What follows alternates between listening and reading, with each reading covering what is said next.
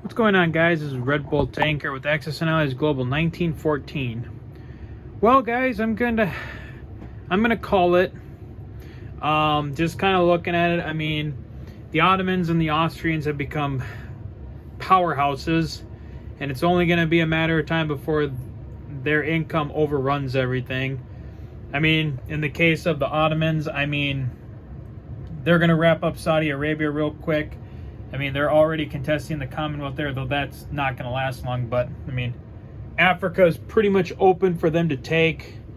I mean, the Americans could divvy up their army, and even the Commonwealth and the Japanese could probably divvy up their armies to get over here to prevent that. But any units not going to Europe is going to be a detriment to Britain and France and their hold on over here. So some lessons and notes to go over. So as far as the setup, as far as like the initial setup, starting units, I think all of that actually worked. I think it worked very well. And I mean, just like in 1914, I mean, it takes the Central Powers roughly 3 turns to get to the Russian capital, so that still works. So I think overall it worked. I think the only issue that I may have is that obviously down here in the south, Russia doesn't have a lot to stop the Turks. So if there is a switch, or if there is any adjustments, it'll probably be to what the Russians start down here in the south against the Turks. Let's see here. Notes for each team. Austria, I don't think Austria didn't. Well, I think overall playing every nation, found some strategies and stuff. Couple things that really I noticed that I did wrong. With Britain leaving those transports undefended, that set me back. Not to mention getting poor rolls during the Irish Rebellion. That tied up a lot of troops.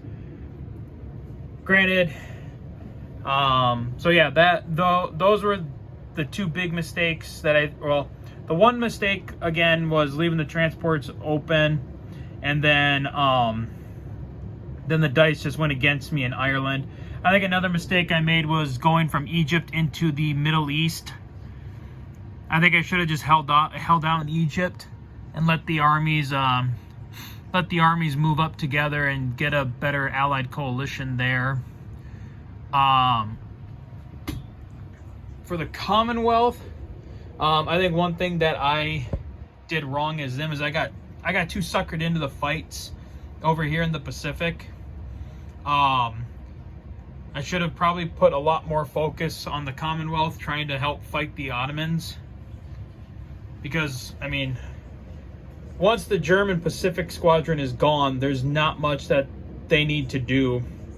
And, I mean, I took forces here and pushed them up into China, when honestly what I had in Hong Kong could have just done it for us. And then for the United States, I think the biggest mistake I made with the United States is I let myself get bogged down here in Mexico instead of just maybe getting the free IPC from southwest or southeast Mexico and then just pushing the army to Europe. One thing that I did realize I kind of forgot for any of the allied players is that Brazil still is pro-ally, and it doesn't matter who captures her. But if one of the allies had come down here and taken Brazil, they would have gotten some IPC and some more units. The U.S., I remember, the U.S. could have done the same thing with Liberia, because Liberia is a pro-U.S. territory. So the U.S. could have gotten, well, I can't remember if Liberia is actually worth anything. But it is a territory that the U.S. could have come in and activated, and I think would have at least gotten two defensive units.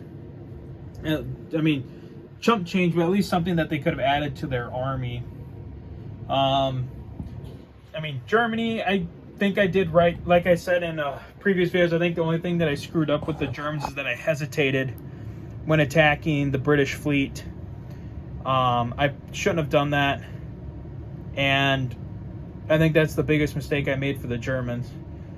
With Russia, there was no real mistakes I could have made. It was all the dice.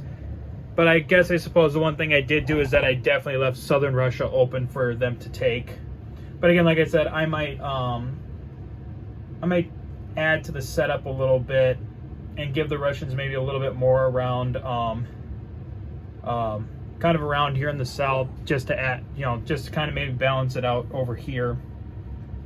But so yeah, that is, I think that, yeah, that's all my notes for this playthrough. And like I said, I think I think it went pretty well. I will probably make some adjustments to the, what is it? Make maybe 1 or 2 adjustments to the setup. I don't think I really need to make any adjustments, and I'll probably make 1 or 2 adjustments with the rules. But other than that, yeah, I think this was a success, and I hope to maybe see if some people online will want to try and play this. But so that is it for Exercise Global 1914. I don't have anything on the books yet for the next game. I'm going to kind of take a break. Selfish plug, I've been working on a book and I published it, and I'm working on the second book right now. But I will drop a link in the description for my book if anyone is interested in buying it. So as always, guys, from Red Bull Tanker, take care.